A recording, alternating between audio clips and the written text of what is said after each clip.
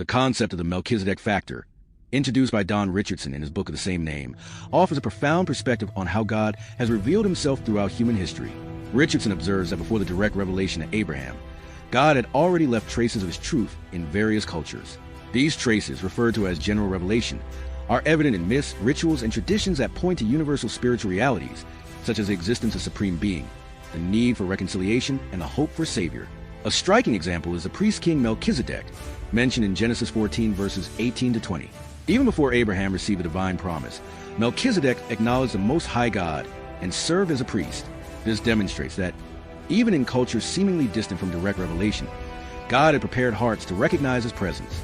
Richardson argues that throughout history, God has revealed himself to different peoples in unique ways, preparing them for the message of the gospel.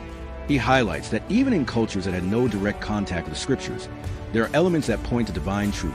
This reinforces the idea that God is actively working among all nations, preparing the ground for the arrival of the message of Jesus Christ. This understanding broadens our view of Christianity and faith. It teaches us that God, in his sovereignty, has mysterious ways of revealing himself to humanity. Moreover, it challenges us to look at the cultures around us with discerning eyes, recognizing the Melchizedek factors we may have planted within them. As we reflect on this, we are called to deepen our knowledge of the scriptures and strengthen our faith in Jesus, recognizing that he is the fullness of God's revelation to all peoples. May we be sensitive to the ways God reveals himself in different cultures, and be prepared to share the message of the gospel with those around us. If this content has touched your heart and sparked your interest in more inspiring stories of faith, please like this video and subscribe to our channel. Together, we can explore more about how God reveals himself in our lives and the world around us.